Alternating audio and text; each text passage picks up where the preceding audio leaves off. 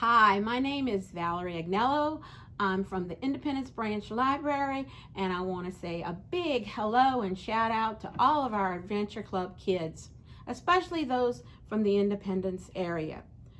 Today I'm going to do a book talk for you guys about The Legend of the Indian Paintbrush. I chose this book because our theme for this summer is Imagine Your Story. It's fantasy, myths, legends, folklore, tall tales, lots of things. And I thought I'd do this one about the legend of the Indian paintbrush. And you might say, okay, what's a legend? Well, a legend is a traditional story that's handed down by the people that is believed to be true, but cannot really be proven.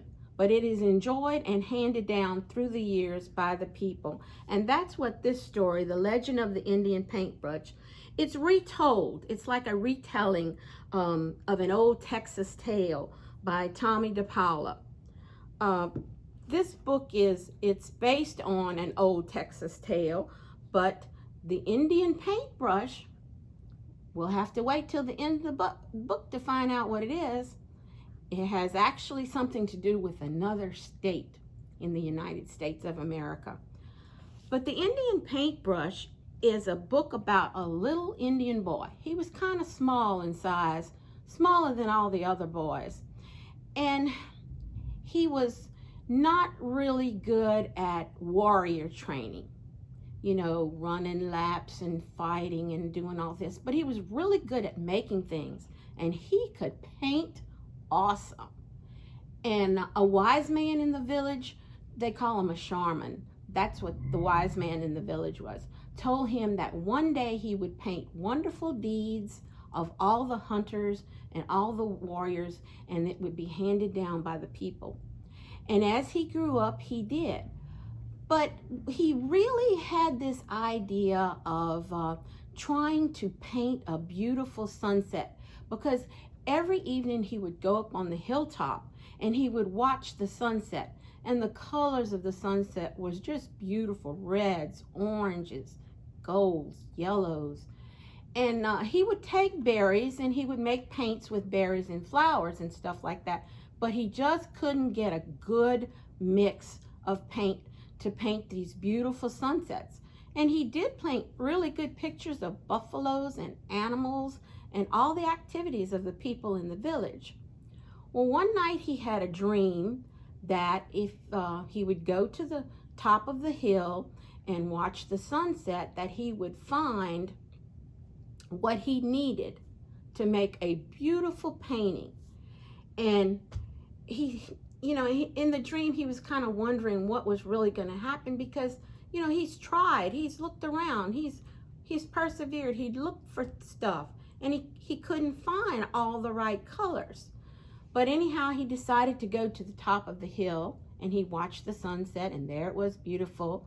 And all of a sudden there were these paintbrushes coming up out of the ground. And so he took the paintbrushes and he painted the most beautiful sunset on this buckskin canvas that they used. It was the most beautiful sunset he had ever seen. Well, he took the buckskin painting back to the village to show to the people, and he left the paintbrushes on the ground. Well, guess what happened the next day when everyone woke up? At the top of the hill, the paintbrushes turned into these beautiful flowers of reds and golds and yellows and oranges. And the people, when he brought the painting to the people, they didn't call him Little Small. His name in the book is Little Gopher. They didn't call him Little Gopher anymore. They called him He Who Brought the Sunset to the Earth. That was his new name.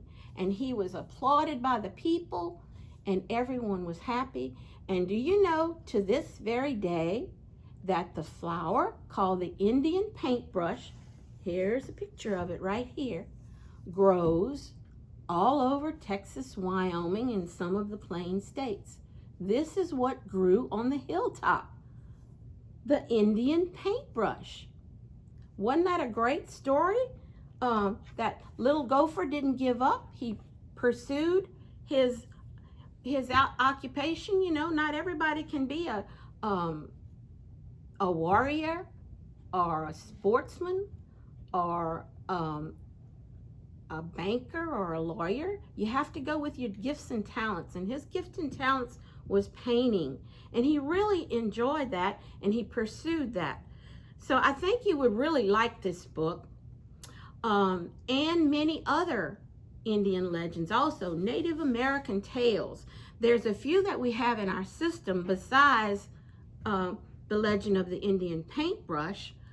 We have the quilt worker, the turquoise boy, little firefly, the dancing drum. You can log in on our website and find these. Also, you can log on our website and make sure you register on Beanstack for our summer reading program. And you can log in your minutes and you can get your prizes just like we always do every year. Make sure you tune in later because I will have a arts and crafts activity that'll kind of go along with this painting later. Also, if you'd like, you could take this a little further and you could research many other Native American tales and legends.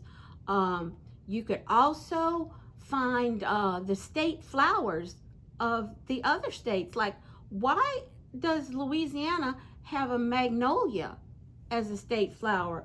The state flower of Wyoming is actually the Indian paintbrush. That's the state flower of Wyoming, and it grows all over those states to this very day. So make sure that you go on our website, and while you're in Beanstack, check out all our learning tracks also. You're going to find some really great activities to do there. So tune in next time. Looking forward to seeing you guys. So have a great day. Bye-bye.